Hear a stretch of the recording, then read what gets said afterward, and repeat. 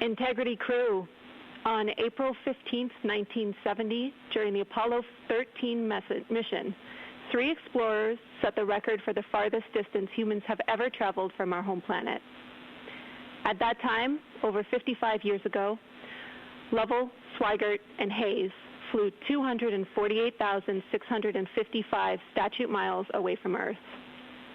Today, for all humanity, you're pushing beyond that frontier. Integrity, over to you. Yeah, from the cabin of Integrity here as we surpass the furthest distance humans have ever traveled from planet Earth. We do so in honoring the extraordinary efforts and feats of our predecessors in human space exploration. We will continue our journey even further into space before Mother Earth succeeds in pulling us back to everything that we hold dear. But we, most importantly, choose this moment to challenge this generation and the next to make sure this record is not long-lived. That was a radio call between NASA Mission Control and the 4 astronauts on board the Space Shuttle Integrity for the Artemis II mission. I'm Tia Graham, and this is The Metro on WDET. We're opening the phone lines and asking you, have you been following the Artemis II mission? What does this moment mean for a new generation of space lovers? The phone lines are open 313-577-1019. The astronaut you heard was Jeremy Hansen. The other 3 on board are Reid Wiseman, Victor Glover, and Christina Koch. And they're due to splash down in the Pacific Ocean tomorrow near San Diego. And when they do, they will step foot on Earth with an extraordinary credential. They've been further from the Earth than any humans ever before, 250,000 miles and back again. The Artemis II mission has captured the imaginations of a new generation of space enthusiasts, young and old. So once again, we want to hear from you. Is the Artemis reigniting your love of space or bringing memories of the Apollo missions back into your orbit? The number is 313-577-1019. Joining me now to discuss this milestone in space exploration is Professor Ed Cackett. He teaches astronomy at Wayne State University and is the astronomer in residence at the Michigan Science Center. Professor Cackett, welcome back to WDT. Happy to be here as always. Yes. So, Professor Cackett, why is the Artemis II mission such a big deal? So, of course, we haven't sent humans past low Earth orbit since that last Apollo mission in Apollo 17. That's amazing. That was, more than 53 years ago. And so this is really the next step in us exploring our own solar system. Why did it take us so long to get back? So NASA had different priorities. Yeah. So it decided that it developed the Space Shuttle program. We've had the International Space Station for many years too, where we've learned to live in space. We've had humans living in space continuously since then. So we've learned different things about what it is to be in space and as humans to survive in space. But as we look towards, can we get to Mars? Can we establish a permanent moon base or a permanent Mars base? This is the next step to doing that, is being able to demonstrate the technologies that we need to be able to get back to the moon. Wow.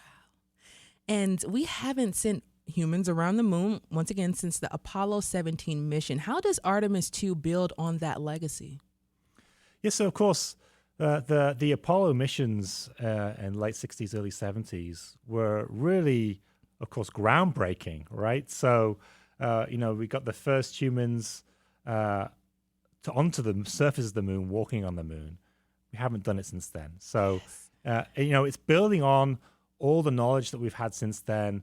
The technology that they've had to develop uses all the experience that they got from the Apollo missions and all the other space shuttle missions and things we've done since then.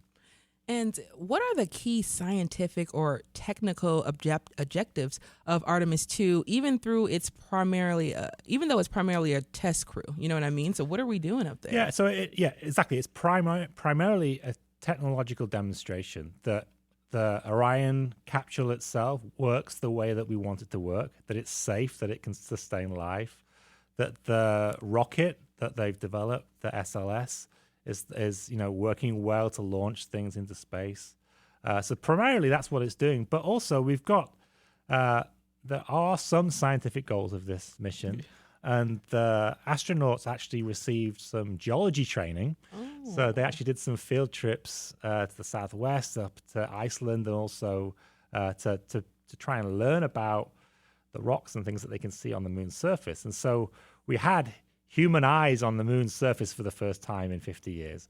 And they were able to look at, say, certain regions of the surface and see that there are different greens and browns that hadn't been noticed before, that you don't see from, pictures from robotic cameras, right? Yeah. But the human eyes can pick up those subtle differences. So those things are interesting scientifically. Tells us about the chemistry on the surface of the moon. Tells us about the geology of what's going on there, and so we can actually get there. Actually, hoping that they can get some real science from that. Yeah, that is actually really interesting to know that the moon it has different colors on its surface. So, how could Artemis II influence international cooperation in space, especially with partners involved in the Artemis program? Yes, so of course one of the four astronauts is a Canadian, and I think over the years from the 70s onwards, there has been great international cooperation in space. I mean, the International Space Station is probably the best example of that.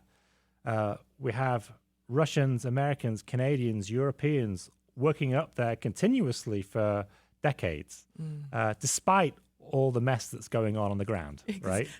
They're still doing that collaboration up in space, and that's super important. And Artemis, I think, will help push that as well. And I love that, you brought that up. Like, no matter what's going on Earth, on Mother Earth, in space, there's cooperation that is happening. And it's interesting that science, technology, and even arts and culture finds a way to just kind of push away some of those things and bring people together. It's very interesting. Yeah, and even in the darkest depths of the Cold War in the 70s and 80s, the U.S. and Russia were working together in space. It's amazing to think about how we can just find common ground, not on common ground, I guess exactly. You can say. The phone lines are open right now, 313-577-1019. But this is an inspiration for another generation of individuals. In that radio callback to Earth that we just listened to, Canadian astronaut Jeremy Hansen challenged the next generation to ensure this record doesn't last long. Not another 50 years will go by, How will the success of the Artemis II mission affect young people? So I think we're already seeing that. I mean, you see the excitement about the Artemis II missions. I'm not old enough to have grown up during the Apollo time. Yeah. I haven't had my own moon moment, right? Yeah. And so this is kind of moving. Hearing that callback was moving, right? It was. And I think while NASA and we as a humanity have done amazing things in space, space shuttle missions, the Hubble Space Telescope and the incredible images we've seen from that, the International Space Station, all those wonderful things, there is nothing quite like saying a human is going to the moon.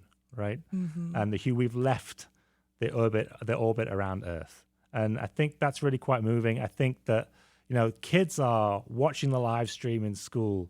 My own son is super into reading them. He's reading The Martian. He's getting into all this stuff that it wasn't otherwise particularly interested in. Artemis is doing that and getting kids excited about it, and I think there's nothing quite like humans being there on the moon. What are some of those conversations look like right now with your son, especially as he's starting to really fall in love with space exploration? So obviously he knows I know things about the moon, Exactly. So he's asking me all the questions, right? Yeah. What does this mean? Why are we doing this? Those sorts of things. Yeah. I love that so much, and I love that you have the answers for him. We're going to go to the phone lines right now. They are open, 313-577-1019. I want to say thank you to Dana for giving us a call this morning. Hi, Dana. Hi. How are you? I am well. Long-time listener, first-time caller. I've always wanted to say that. So I love that so much. So, Dana, calling in, what does it feel like right now seeing a mission to space, Artemis II mission? What does that feel like? It is awesome. And here I am. I'm like totally nerding out because I'm a Trekkie, of course. Yes. Star Trek over Star Wars all day. But anyway, okay, that being said, there are like important things that happen in the lore of Star Trek in the year 2026. And with all this madness going on around the earth and everything that's happening, I find it amazing that we just went past the moon. I thought they were like scrapping NASA or something, but this is it was awesome, and I was nervous when for them 40 minutes that they disappeared, and I'm like, oh my God, come on. And when they came back, I'm like, yes, and got to talk and say they were the furthest than a human has ever been. That I don't know. It's like I went and I wasn't even there. Or like my birthday in July, I'm going to a dark sky park just with a telescope so I can see out there. I can't wait. I think, and I'm like, okay, even if I can never get anywhere near there, when I die, I'm going to ask the Lord, please just let me fly through space. And I'm good because I love it. My night light, it casts space. I put different discs in, and every night it's a different scene of space. Dana, I just want to say I am also one of those folks. I fall asleep at night to space videos and learning about space facts at night. So I'm right with you in terms of just really geeking out right now about what's happening. When the astronauts did go silent for those 40 minutes or so, I just wanted to be where they were. I wanted to know what they were feeling because you're disconnected from everything, everyone you love at that moment. Yet you're experiencing something that no other person will get to experience. Is absolutely fascinating to experience right now. Dana, thank you so much for calling. I personally am a Star Wars person myself. May the 4th be with you. It's my birthday, so it makes a lot of sense for me. But Dana, thank you so much for calling this morning. All right, and you live long and prosper. You do as well. Professor Koch, Dana mentioned she thought NASA was being scrapped. And she's a space enthusiast. You heard her. What do missions like this one do for people's awareness about space? Yeah, absolutely. I mean, you look at those photos that were sent back. They are just mind-blowing. We've all seen the photos from the Apollo missions, but these have got just the next level of clarity with the latest technology in terms of the cameras. And the one that really blew me away was the solar eclipse photo, right? So the moon is completely in shadow, apart from just a small portion, which is lit by Earthshine, right? So the light from the sun that's reflected off the Earth is lighting up that tiny portion of the moon. And it's just mind-blowing, incredible pictures. And you can only look at that in awe and be inspired by it. So what is it about space exploration that captures the imagination so well of young minds? You know, it's really hard, especially in today's world, to capture a young mind and have them sit down learning about something. But here we are, watching your son, for example, wanting to know more about the Martian, or even hearing about, young toddlers who are falling in love with space. So, what does it do for young minds? So I think, I, as a kid, had that moment where I looked up in the looking up at the stars, camping, and just it's just beautiful. And then you have questions about why are we here, right? Where is our place in the universe? Yeah. And from those sorts of questions, you then want to know. So each of those little dots in the sky is a star. So what's a star? How's a star work? You start to ask questions that are really scientific questions that you can then, led me to try and learn about what's happened scientifically up in space. Yes. And so I think it does just inspire kids to ask questions. What are they seeing? What are they, what is it about space that we don't understand? And really, the ultimate question is, how do we as humans fit into everything? This whole universe. Yeah, this whole thing.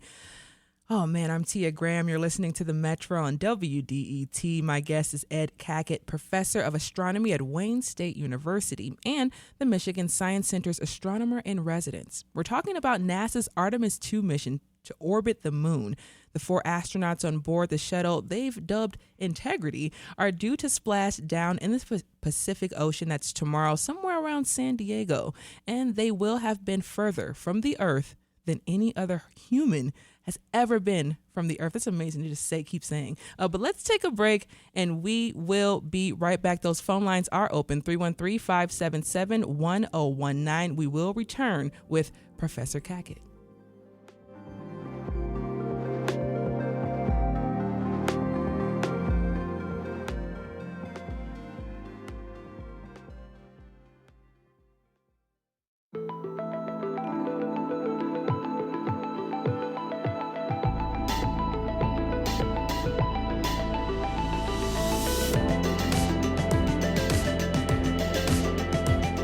Welcome back to the Metro. My guest is Ed Cackett, professor of astronomy at Wayne State University and the Michigan Science Center's astronomer in residence. We're talking about NASA's Artemis II mission to orbit the moon. I'm Tia Graham. This is the Metro, and the phone lines are open, 313-577-1019. Let's go to Mike in Royal Oak. Hi, Mike. Hi. How are you? I'm good. How are you? Doing good. So what's up with you in the space exploration that we're experiencing right now? Well, I've been a space-interested person since I was a kid, and the We 7 astronauts. And my favorite astronaut was Gus Grissom, who unfortunately died on the launch pad with one of the later programs after the first Mercury program. But at any rate, my question is, and I understand that space exploration brings a lot of benefits to us here on the ground, but I do think that we have to constantly keep in mind the imbalance of the billions of dollars that we spend going to space, and then we're taking away educational opportunities for kids, as mentioned earlier on your own show. And it doesn't just go to education, but education is a particularly interesting point, because how are we going to train the future astronauts and engineers and innovators to get where we're going if kids aren't able to get educated because Pell Grants are being limited and all kinds of other governmental aid? Lastly, it extends to more than just the resources that are being taken away from education, but healthcare and other social services right here on good old Mother Earth. So that's my comment. Thank you very much. Of and course. I'll hold on to listen. Thank you so much, Mike. That is a great point, actually, Mike. Professor Cackett, there are a lot of pressing issues happening on Earth that need solving. Is the investment worth it when we have things like poverty to contend with? Why send people when we have so much technology now? We don't have to send people anymore. Yeah, there's always the question of, how do you go about funding everything, right? And I think as a society, we recognize that investing in science is important. The amount that we invest in science is a tiny fraction of the total government's budget, but we get a huge amount of gain from it. So why send humans? So humans are natural explorers, right? I think there is something about sending a human around the moon that captures the public's imagination like nothing else, right? And so a part of that is inspiring the next generation of kids to get into science, right? Without that inspiration, would a kid go and study science otherwise? And then there's humans can do things in real time that we can't do with robots. So there are certainly real-time decision making that humans do best, and things that the example of the green and brownish shoes that they saw in the craters that we didn't pick up with spacecraft. We only saw that with our human eyes, right? So there are certainly benefits to having humans doing it rather than having robots. But as we saw from the Apollo missions and since then, the investment in space and the investment in the technology that goes for it has played big benefits to society as a whole. Through inspiring kids to get into science, in the whole generation of scientists and engineers that were inspired by the Apollo missions. But then just the technological spin-offs, right?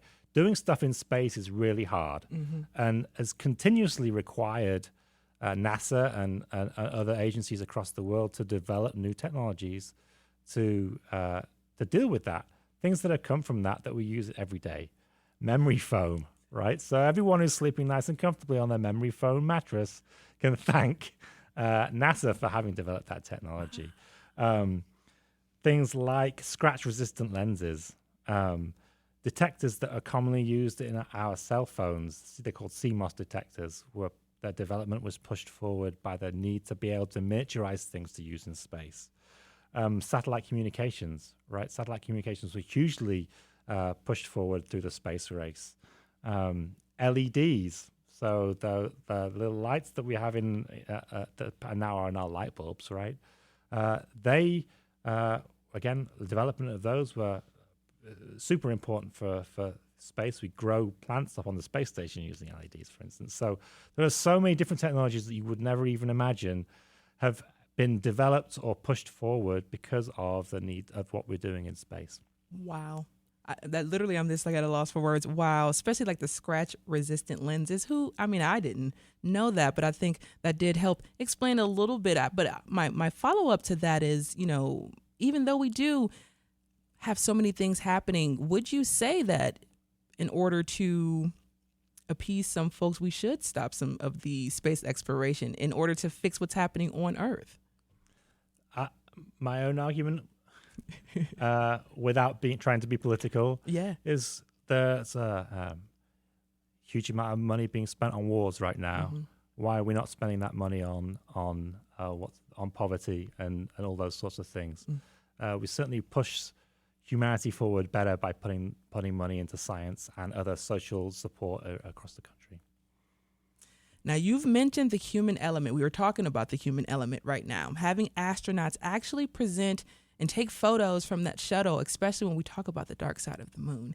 A couple of days ago, the Artemis crew took the opportunity to name 2 craters on the moon's surface that had not been named yet. The first one they called Integrity, and after their shuttle, and the second was deeply personal. It was dedicated to the late wife of the mission commander, Reid Wiseman. Here's Canadian astronaut Jeremy Hansen on that radio call with Mission Control.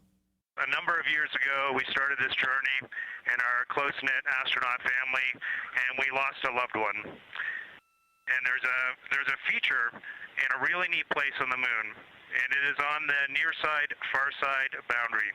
In fact, it's just on the near side of that boundary. And so at certain times of the moon's transit around Earth, we will be able to see this from Earth. And so we lost a loved one.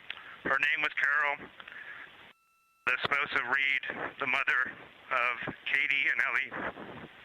And if you want to find this one, you look at Glushko, and it's just to the northwest of that, at the same latitude as Ohm, and it's a bright spot on the moon. And we would like to call it Carol, and you spell that Carroll.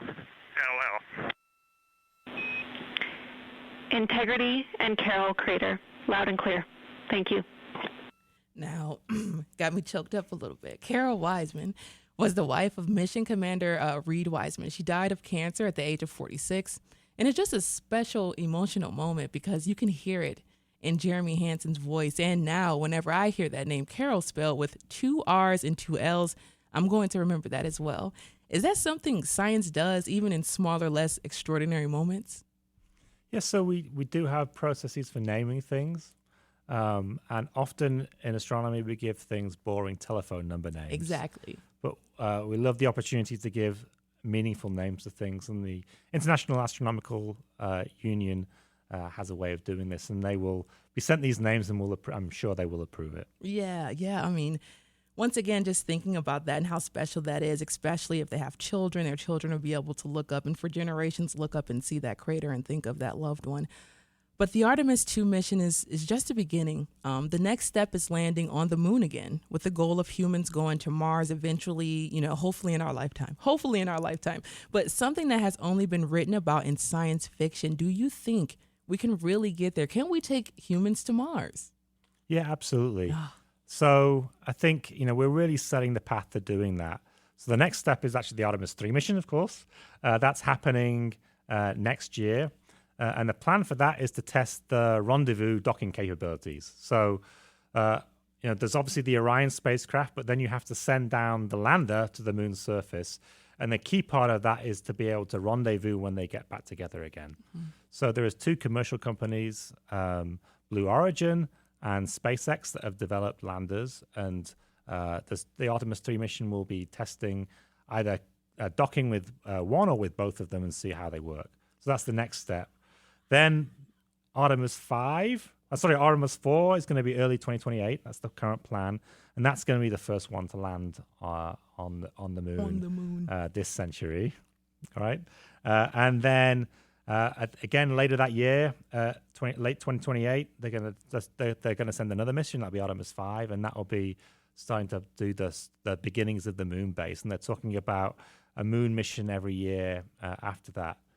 The ultimate goal then is to develop a technology on the moon that we will need to be able to be on Mars. And of course, the thing with Mars is it's a lot further away. It's a lot. The journey there is many months, and once you're there, it's going to be many months before you can come back again, just because of the orbital mechanics of where the things are in the solar system. So there'll be long missions, and so the advantage of being able to test this stuff on the moon is that you can go there and come back in 10 days. In 10 days. And so that's really, we're really setting the stage, and that they're talking about late 2030s, early 2040s for the Mars missions. We'll see. I have so many questions to talk about Mars. We're not going to go there because I can really get started with that. But, my biggest question is, have they already begun testing what it would be like to be on Mars based with its atmosphere and the different things that they already know about the surface of Mars? Yes, so I think they've been sort of exploring what sort of capsules you would need to be able to be on the surface. The air is not breathable, right? No. So in the same way that whether you're in a spacecraft, whether you're on the surface, the air is not breathable, so you have to build something like that. Even just in this Artemis II mission, they saw micrometeorite hits on the moon's surface, right? So the little flashes of lights that lasted just milliseconds. And they've got to contend with that sort of stuff when they're on the surface. So they've got to understand, are we safe for micrometeorites hitting us, right? One of the big problems of going to Mars is the amount of radiation that the human body is going to be subject to. So, when we're in low Earth orbit, we're actually protected by the Earth's magnetic field from the solar wind and the radiation that's coming from the sun. Once you get it beyond the Earth's magnetic field and the influence of the Earth, you are subject to all the solar winds, all the high energy radiation that's coming. And that can be quite damaging to human bodies. Yes. And so there are obviously studies and trying to understand that. And again, in Artemis II, they were taking lots of radiation measurements to understand what the environment is out in deep space. We're just in the beginning stages of the future of space exploration. I am so excited to see where we are headed into the stars. I cannot wait. Ed Cackett is a professor of astronomy at Wayne State University and is the astronomer in residence at the Michigan Science Center. Before we let you go, how can Metro Detroiters engage with space? So, first thing, go to the Michigan Science Center. So, Michigan Science Center has got a wonderful exhibits, particularly on space. But most exciting of all, they have just opened a brand new retrofitted planetarium. Brand new seating, a brand new dome, and 8K high-resolution projectors. So this is now probably one of the best planetariums in the entire country.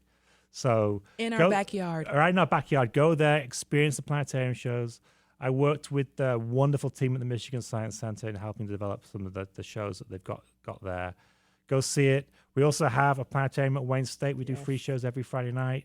We'd love to have people coming in there. They will have different types of shows than they have at the Michigan Science Center, so go do both. And then we have wonderful amateur astronomy societies around Metro Detroit. So look up astronomy societies. Go join. They have lots of good activities going on.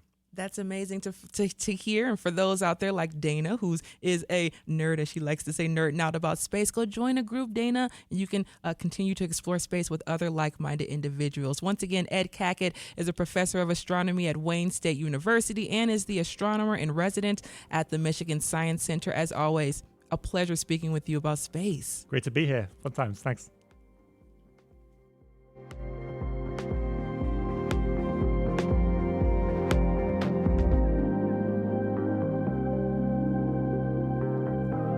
Coming up, Native peoples in Detroit and Metro Detroit are not remnants of the past. Their communities are thriving and alive in the area. This year, during Greenfield Village's opening day, a plaque will be unveiled honoring the Three Fires Nations. You all stay right there. This is the Metro.